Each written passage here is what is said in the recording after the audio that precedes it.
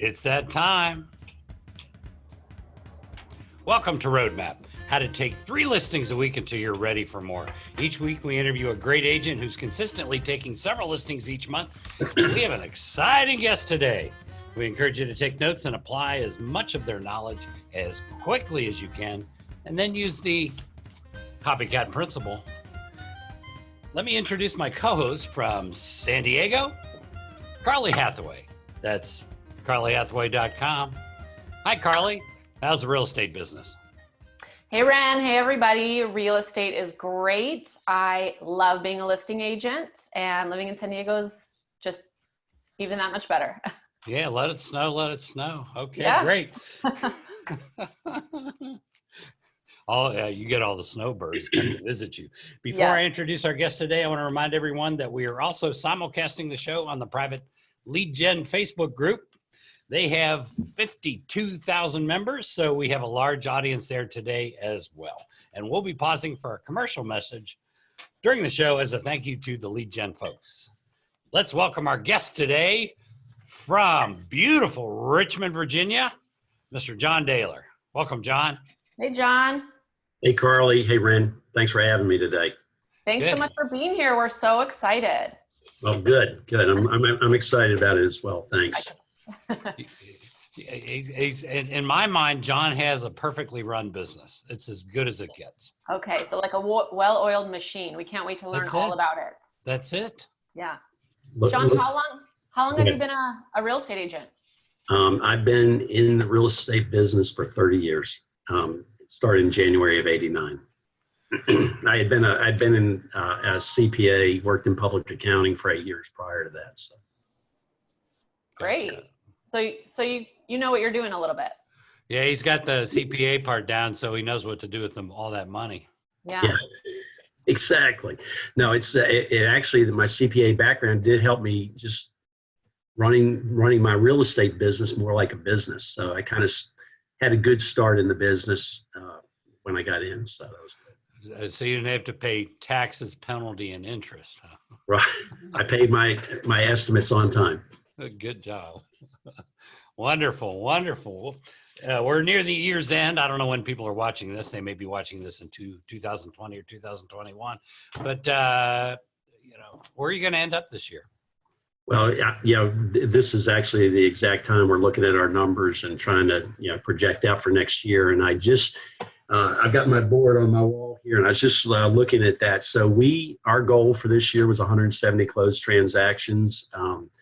I start off the year by looking at my, income for the previous year and try to project out what we'd like for the next year, and how we improve on that number. And last year, our goal was to increase income 10% and translate that into units, because the units are what we can control. So 170 closed transactions was the goal. We're going to end up at 166. I just found that because up until the end of November, we were unit to unit on track. And then my closings for December were a little light. So we ended up 4 short on our goal. But our income goal, I think, would have been, we're going to be above that. Not that I'm tracking that closely, but our average price home went up this year a little bit more than we expected. So that was really good. So it was a good year. So going for 170 and 166, we're not complaining. So no, good for you. That's amazing. A great year. Yeah. That's a fantastic year. So can you tell us what your team consists of to do that much volume? Yes. So, and actually, so I think we're pretty lean as far as the team goes. I mean, my whole deal, and maybe it's my accounting background and, having been around Mike Ferry and some of these other trainers, the bottom line is the key. So we keep our expenses pretty low. So I have 2 salaried staff members, like a listing coordinator and a closing coordinator.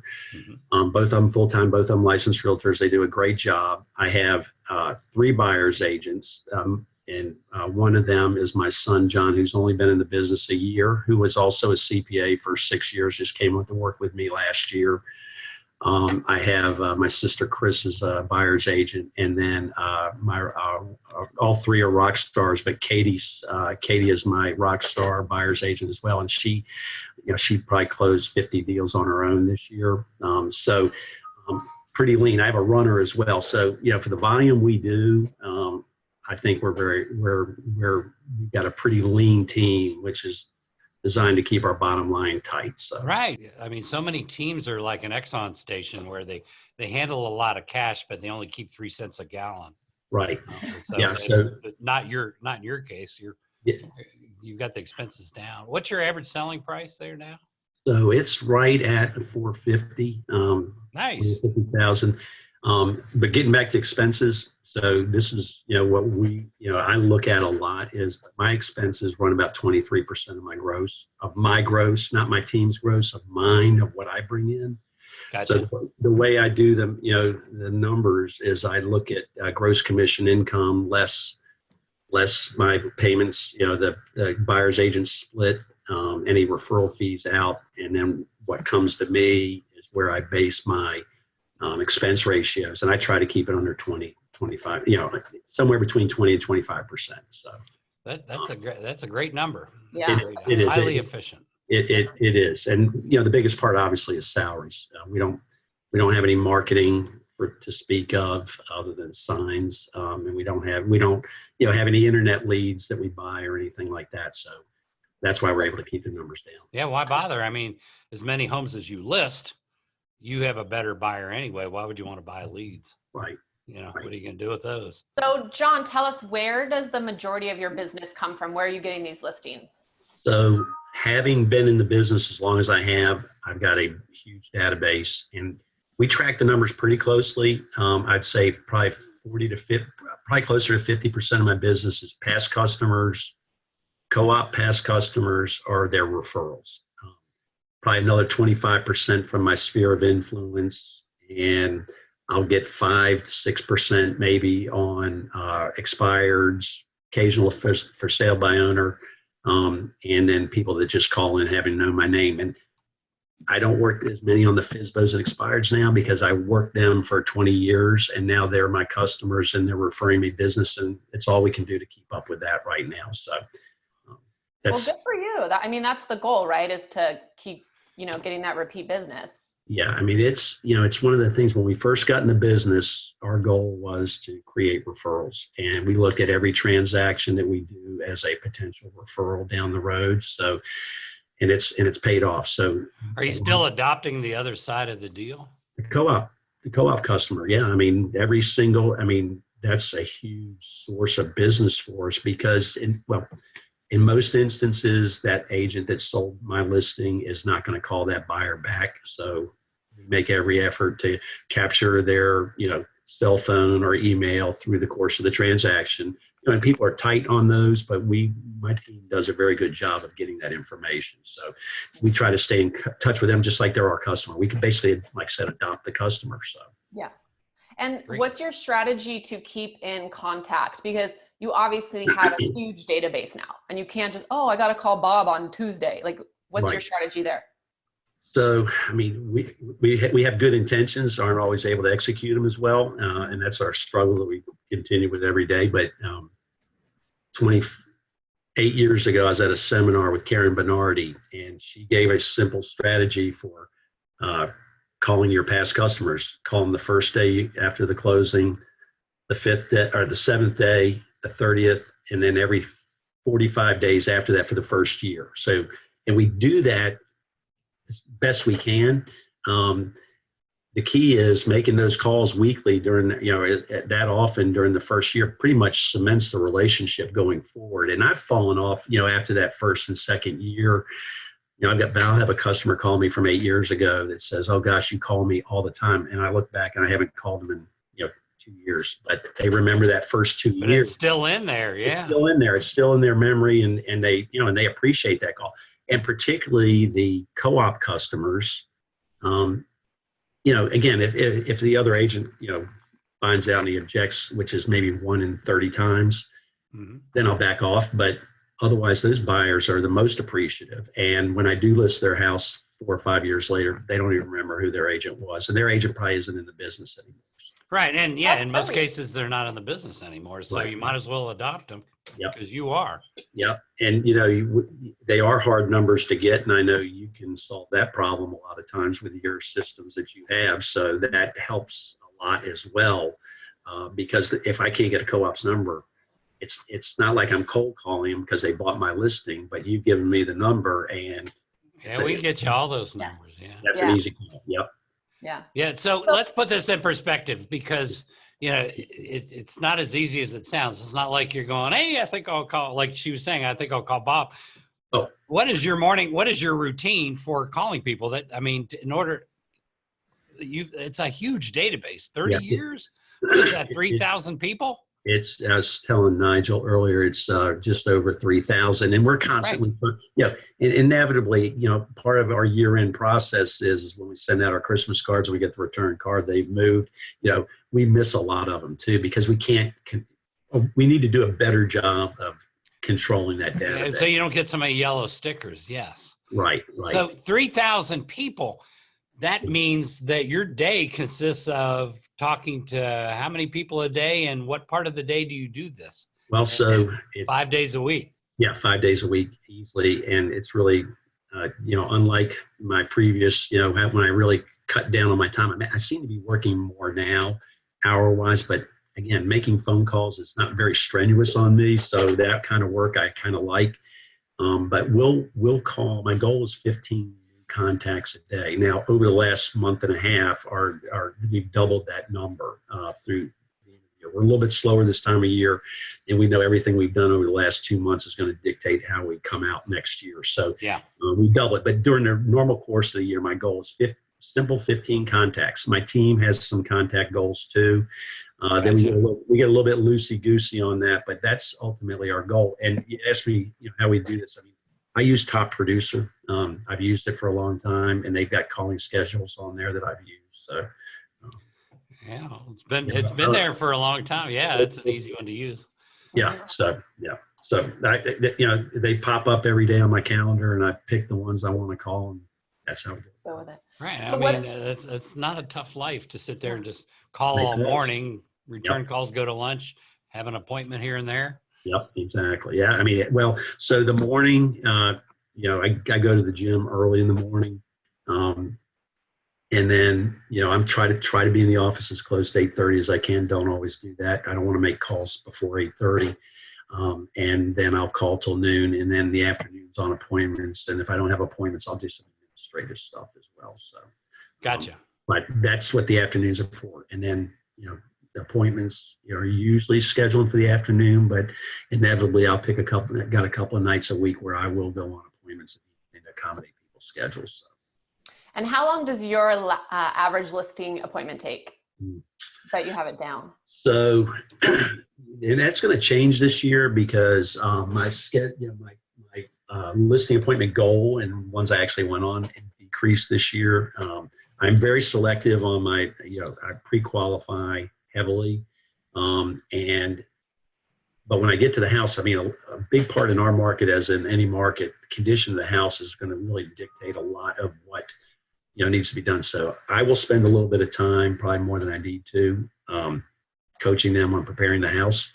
But my average listing appointment will be just about 45 minutes. And a lot of that is simply going, helping them stage, prepare the house for sale.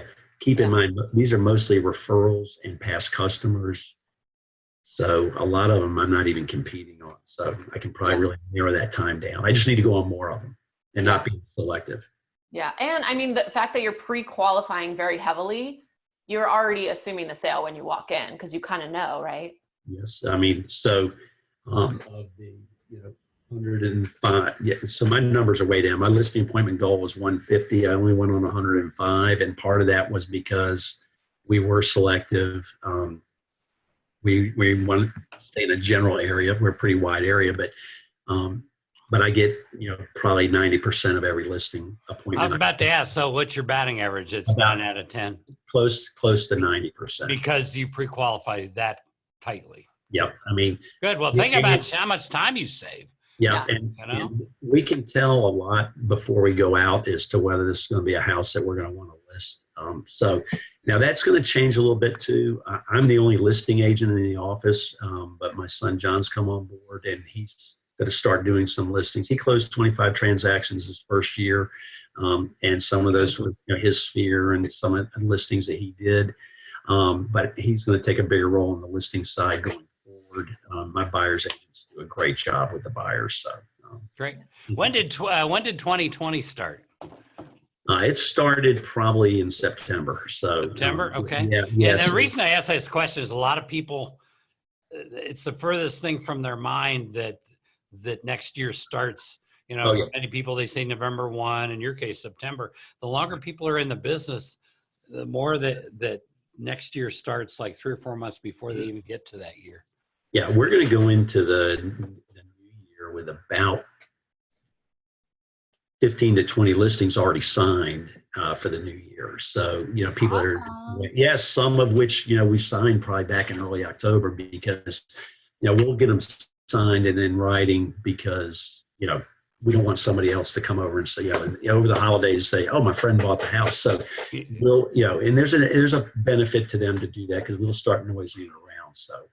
Right. I mean, and then that's it. You go and sign it to start because in every MLS, because there are going to be people watching go, well, you can't do that in my MLS. Oh, yeah, we can do it in office. You can do it in every MLS. Yeah. Check your MLS rules. How do you pre-sign to start 2 months from now? There is a way. Talk to your broker. Talk to your MLS. There is a way. Don't say you can't do it, folks. Yeah. You can do it. Because if you keep them as a lead, like you said, John, somebody's going to slide in between you. Yeah. And you know, and we tell them it allows us to market the house to potential buyers, even though they may not be ready to go on the market. We can make people aware of it. And it's not a coming soon listing; it's called an right.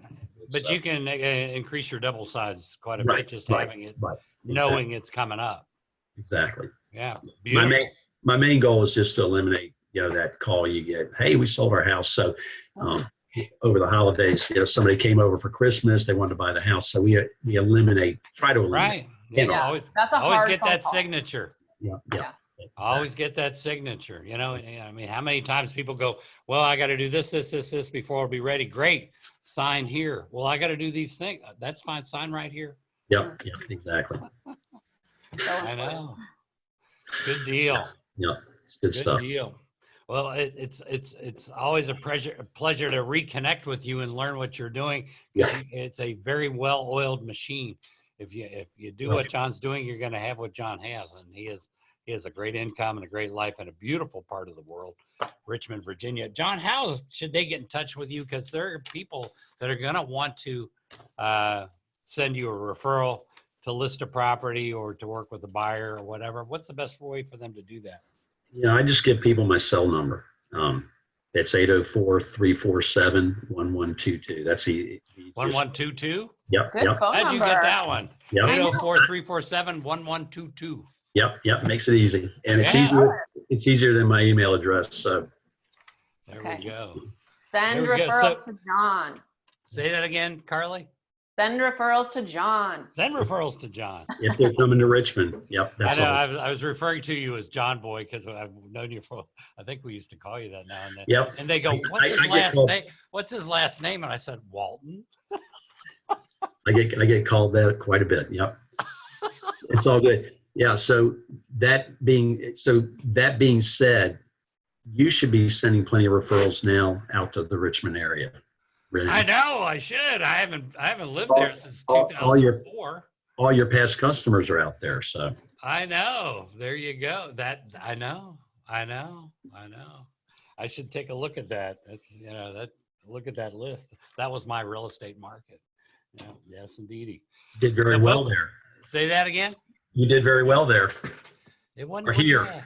It wasn't too bad. We definitely rocked. Ren, you were the first person I knew that actually sold their business. So. Yeah. But I got to tell you, John, if I had to do it over again, I wouldn't have sold it. Yeah. No, yep. Because there's no need to. Yep. Technology is in such a place where you don't need to do that. Yep, exactly. That's just the way that works. Yep. So, folks, if you are watching on Vulcan7 and you want to get involved with the Lead Gen Facebook group, they are at facebook.com/groups/got-objections. And if you are watching on Facebook and you're not yet involved with Vulcan7, make sure to sign up at vulcan7.com/lead gen for a special deal. And People were texting me while this was going on saying, what is John's real secret? What is John's real secret? Well, I'll tell you what it is. He gets into the, goes to the gym, gets into the office, makes 3.5 hours of calls, returns calls, goes to lunch. But before he goes to lunch, he goes to the freezer, gets a big spoon and gets some delicious Grater's mint chocolate chip. This is the one for taking listings. The other flavors like Rocky Road are for working with buyers. This is the one for listings. Go to graders.com. You can buy it anywhere in North America at a store near you.